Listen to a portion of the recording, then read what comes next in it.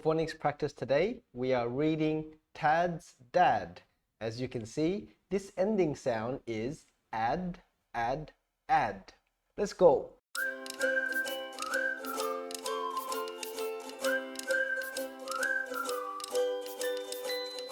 So first, I will read and you listen, and then you read on your own. Are you ready? This is Tad. This is Tad's dad. Your turn. Good. Nice. Tad's dad must go. Tad is sad. Your turn. Good. Nice. Is it bad for Tad to be sad? No, Tad. It is not bad to be sad. Nice. Your turn. Ready? Go.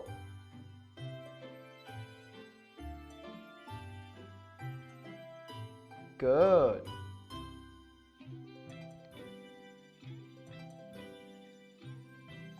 Wow, that was hard. Good job. Should Tad be mad at Dad? No, Tad. Do not be mad at Dad. This is long as well. Your turn. Ready? Good.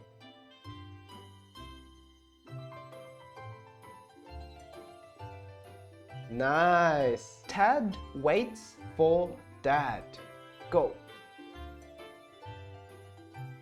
Good. Tad draws on a pad. Go. Good. Tad draws a boy. He names him Chad. Your turn. Go.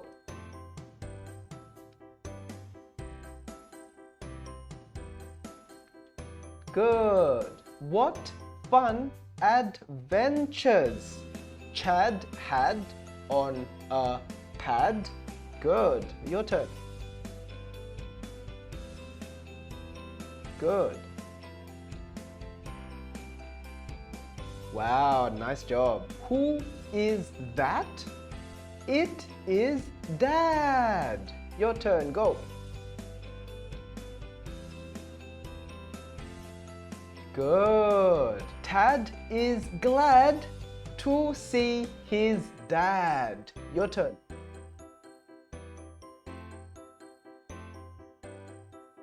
Nice work. High five. So in today's book, we were practicing the phonics sound of ad, ad, ad. So now we will see if these words rhyme with ad. Are you ready? The first word is lad. Does lad rhyme with ad? Good, it does. Number 2 is apple. Does apple rhyme with ad? No, good job. The third one is bug. Does bug rhyme with ad? Good, it doesn't. The fourth one is ad. Does ad rhyme with ad? Yes, it does, of course. It's the same word. Next, we have horse. Does horse rhyme with ad? No. And then the last one is bird. Does bird rhyme with ad? Good, it doesn't as well. So now it's your turn to see how many words you can think of that rhyme with tad and dad. Leave your answers down below. And if you like phonics practice with me, I'll see you in the next video for some more learning fun. That's all for now. See you next time. Bye bye.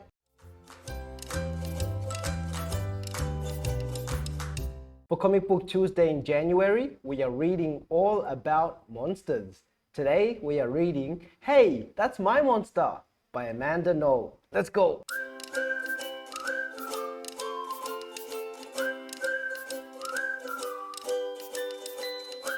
Tonight, when I looked under the bed for my monster, I found this note instead.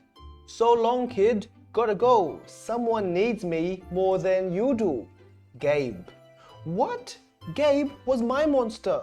Nobody needed him more than me. But someone sure did need a monster, my little sister Emma.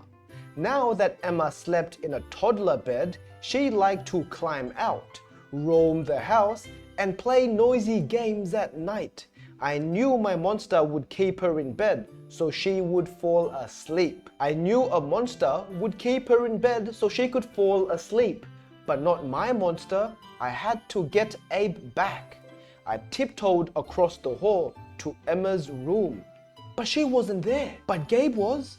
I gulped, zoomed across the carpet, and leaped onto Emma's bed before Gabe could grab her toes.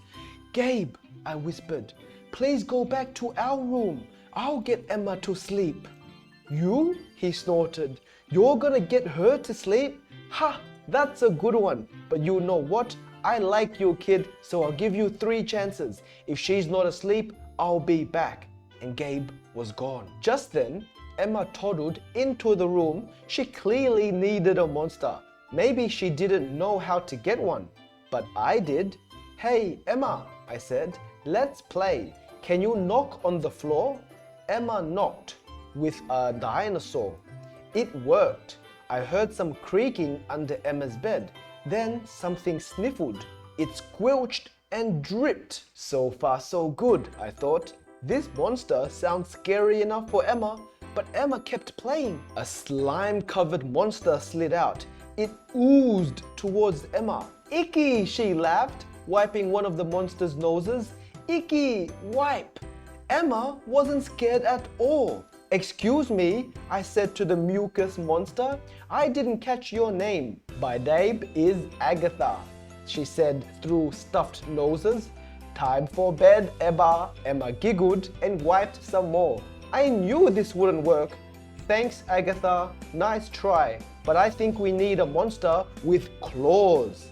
Agatha snuffled and then she was gone. "Emma," I coaxed again. "Knock, knock."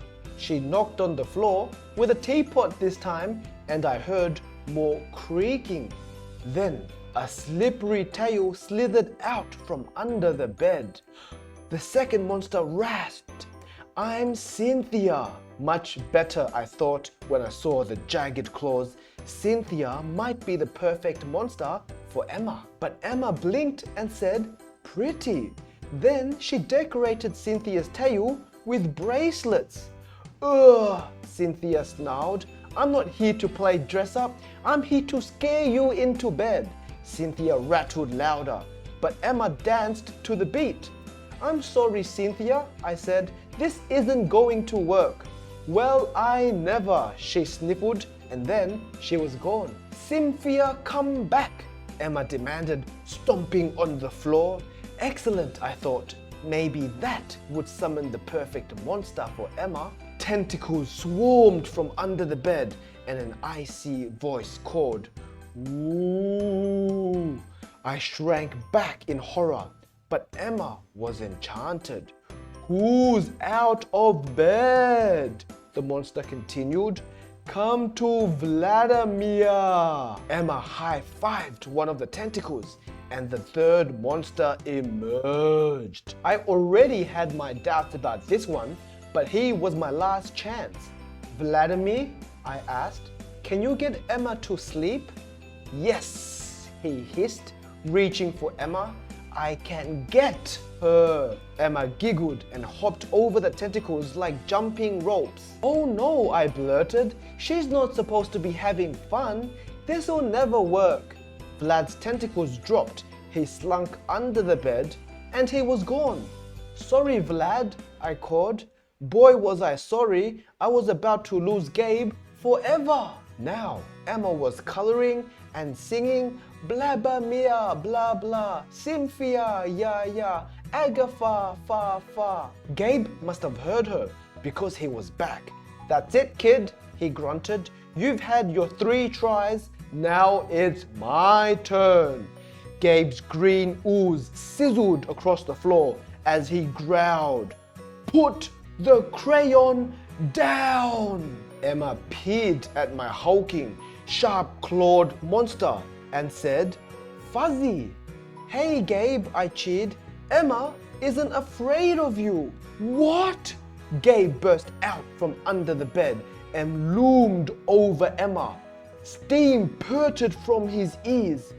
"Get into bed!" Gabe thundered. Emma hopped up, but she kept singing, "Fuzzy, fuzzy monster." "Gabe," I said, "Emma's not scared enough to fall asleep. Please, let's go back to our room."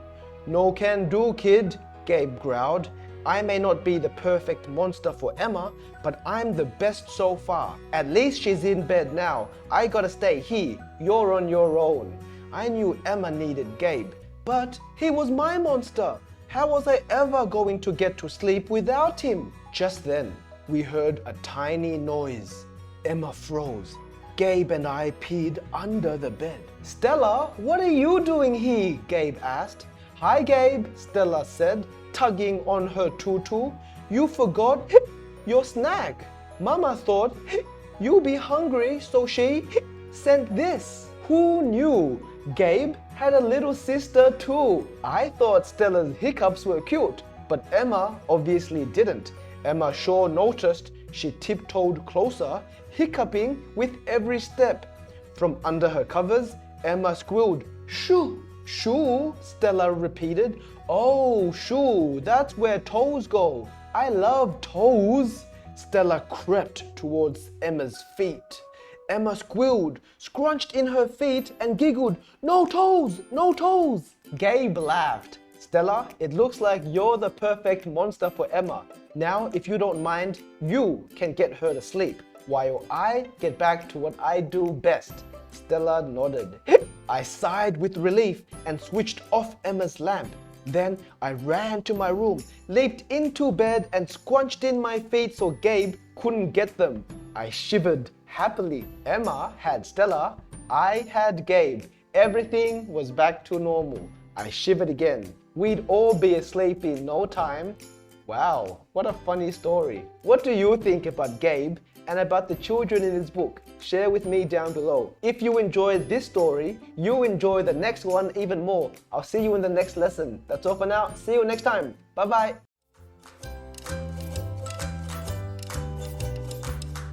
For social studies in January, we are learning all about countries. The first country on the list is Thailand, one of the most beautiful exotic countries in the world, where I live today. Let's go!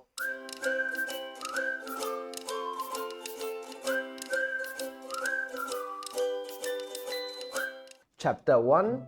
Welcome to Thailand. Eat spicy noodles. See a Buddha that stands 197 feet or 60 meters tall.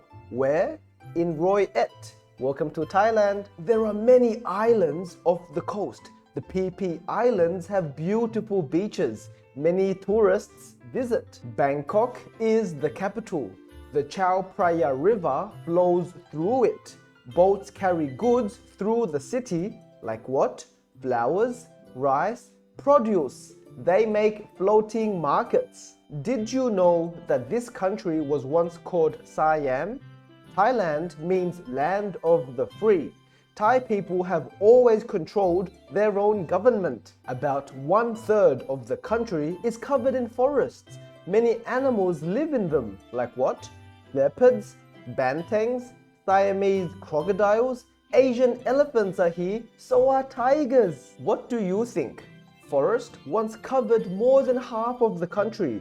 What happened? Trees were cleared for farming. Others were logged. How can people help protect forests? Let me know down below. Chapter 2. Life in Thailand. Farmers here grow many crops. Rice grows on terraces. The cities offer many jobs. People may make computers, clothing, jewelry, cars too. Many houses here are on stilts. Why? It helps keep the houses cool.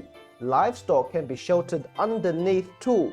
Monsoons can happen between May and October, and then the floodwaters pass under the houses. Children here go to school for at least 9 years. There are strict rules about dressing. Students wear uniforms. Some schools even require students to have special haircuts.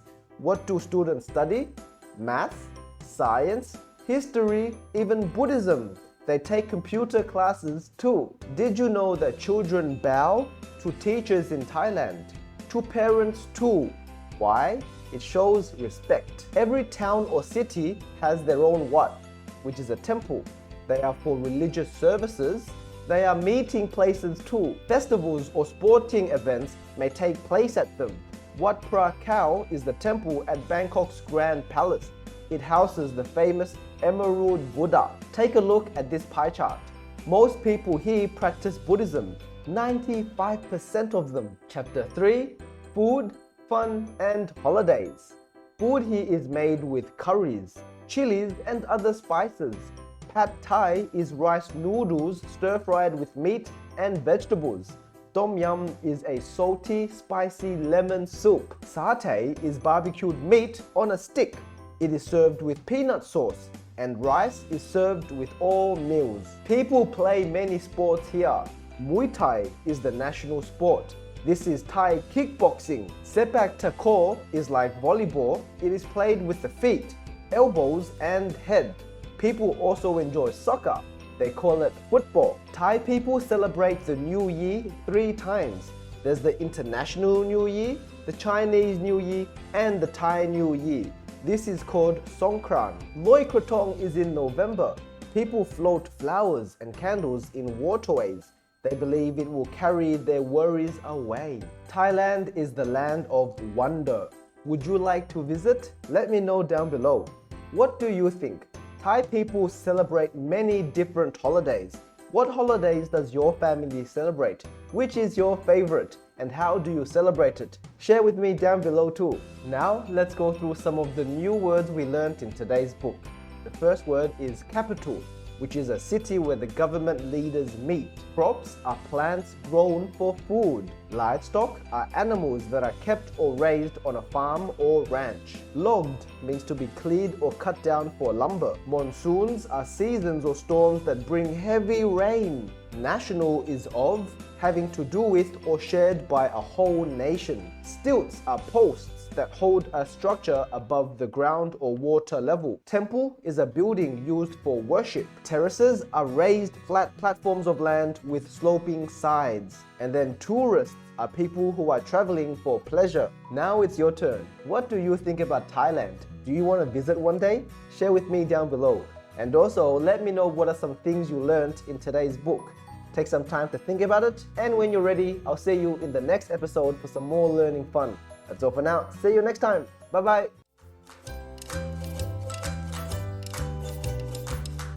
For Animal World in January, we are learning all about insects. And today, we are starting with mosquitoes. Let's go.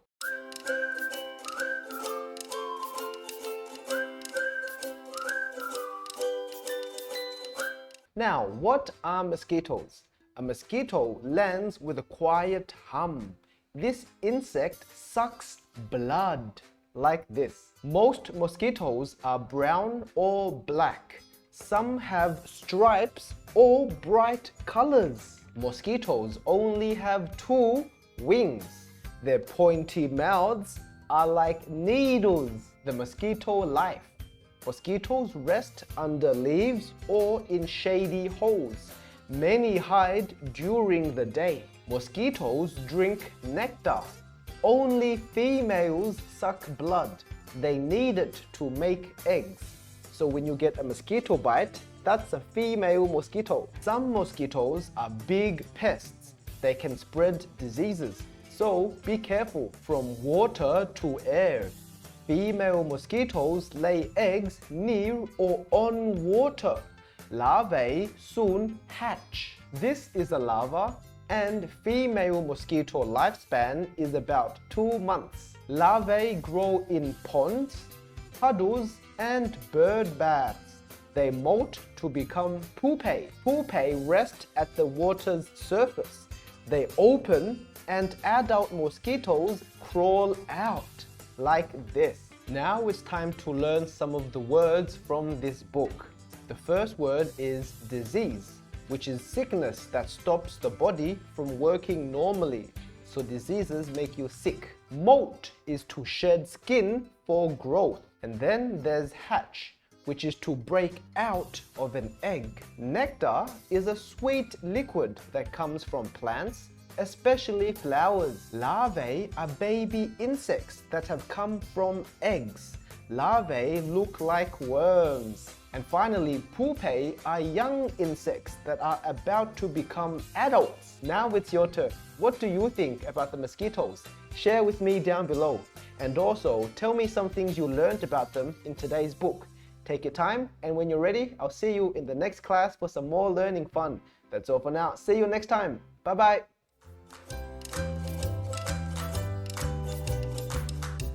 For Science and Art class in January, we are learning all about colors because we think that colors make the world beautiful and colorful.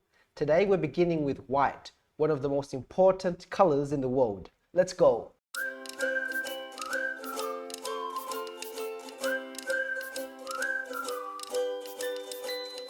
The white color. Do you like clean, simple colors? Many people like the color white. This mother and daughter are wrapped in a fuzzy white blanket. White things can be found in nature. Let's see if we can find a few. For example, these tulips come in many colors, including white. You can find white eggs on a farm. Baby chicks hatch from them. White clouds float through the bright blue sky. What shapes do you see? Cauliflower is a white vegetable. You can eat it for dinner. You can grow white flowers in a garden. These white flowers are called lilies. Do you like them? And then there are white doves that are released at some weddings. They are symbols of love, faith, and peace. You can play in newly fallen snow. It covers the ground like a white blanket. Fluffy white snow makes a soft cushion for playing outside or skiing. People also make things that are white. You can doodle on white paper. Teachers write on white dry erase boards in classrooms. Does your classroom or school have dry erase boards? Let me know down below. A passion for paint. Do you like to paint? Artists use white paint to make many colors. You can try it too. For example, if you blend white paint with other colors, you will make lighter shades of those colors. A dollop of white in purple paint will create a soft lilac color. White mixed with blue makes sky blue. White combined with red makes the color pink. And a smidge of white in orange paint makes a lovely shade of peach. Now let's talk about the meaning behind white. How do you feel about the color white? Many important public buildings are white. The White House in Washington, D.C. is the home of the US President. White can make you feel that everything is clean and in order. Doctors and dentists wear white coats partly for this reason. This doctor is about to give her patient a shot. And then there are brides who often wear white dresses when they get married. The color stands for hope and innocence. Many girls wear white when they celebrate their first communion. Some people feel that white is a holy color.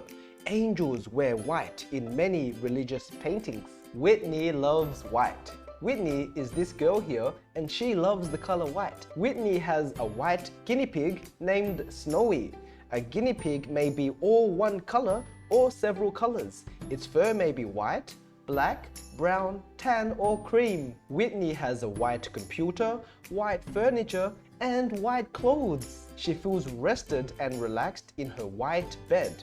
What is your favorite color? Let me know down below. Now let's go through some new words we learned from today's book.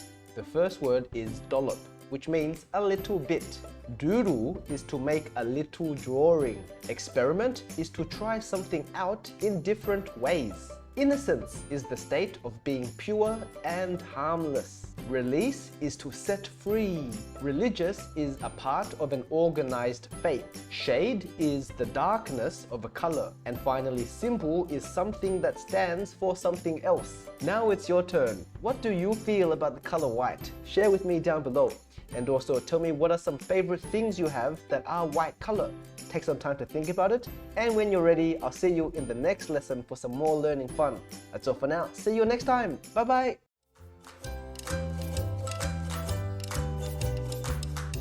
In today's class, we are reading The Ninjabread Man by Katrina Charman and Fabiano Fiorin. Don't forget to stay to the end of the story because then we have some comprehension questions to test your understanding. Are you ready? Let's go!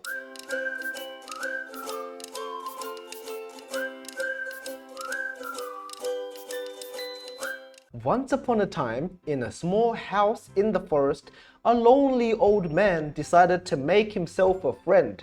So he baked a gingerbread ninja, a ninjabread man. But when the ninjabread man turned golden brown, he jumped up and ran out the door. "Stop!" yelled the old man, chasing after him. But the ninjabread man kept running and shouting, "Kapow! Hiya! And Shazam! You can't catch me, I'm the Ninjabread Man." Along the path, a hungry pig was sniffing for acorns beneath the mud. He saw the delicious Ninjabread Man and shouted, "Stop! I want to eat you!" But the Ninjabread Man twisted out of the way, singing, "Kapow! Hiya! And Shazam! You can't catch me, I'm the Ninjabread Man." At the edge of the forest, a herd of cows grazed in the field. One of them spotted the yummy Ninjabread Man and squeezed through the fence. "Stop! I want to eat you," the cow cried. But the Ninjabread Man rolled over the cow's back. "Kapow! Hiya! And Shazam! You can't catch me, I'm the Ninjabread Man." Farther down the hill, a flock of chicks pecked at the ground looking for grain. One by one, they smelled the Ninjabread Man as he whirled and twirled towards them. "Stop! We want to eat you!" They rushed toward him with their hungry beaks open wide. But the Ninjabread Man backflipped over them. "Kapow! Hiya! And Shazam! You can't catch me, I'm the Ninjabread Man." Uh-oh! Then he reached a deep, wide river. He searched for a way to get across without getting soggy. A crafty fox was watching. "I'll help you cross the river," he said. "Just climb onto my back." "Stop!" yelled the old man who had finally caught up. "I can teach you to jump this river in one single bound." "Ha ha! I don't need help from anyone. I'm the Ninjabread Man." He took a flying leap but missed the bank, landing on a drooping tree branch. To his surprise, the old man leaped across the water, grabbing the Ninjabread Man's arm and taking him safely to the other side. "Wow!" gasped the Ninjabread Man. "Can you teach me those moves?" The old man nodded. Soon, the Ninjabread Man was the star of ninja school. He learned how to jump across rivers and avoid hungry foxes. Now it's question time. Are you ready? Question 1. What was the first animal to chase after the Ninjabread Man? Was it A, a fox, B, a chick, C, a cow, or D, a pig? What do you think? I'll give you a moment. The answer was D. It was the pig. Very good. Next question, question 2. Who wanted to help the Gingerbread Man cross the river? Was it A, the fox, B, the old man, C, the fish, or D, the cow? What do you think? I'll give you a moment. The answer was A, the fox. Very good. Question 3. Did the Ninjabread Man want help crossing the river? Was it A? No, he didn't want help from anyone. Was it B? Yes, he wanted the cow to help him. Or was it C? He wanted the fox to help him. What do you think? I'll give you a moment. The answer is A. No, he didn't want anyone to help him. Very good. Now the final question. What happened after the Ninjabread Man crossed the river?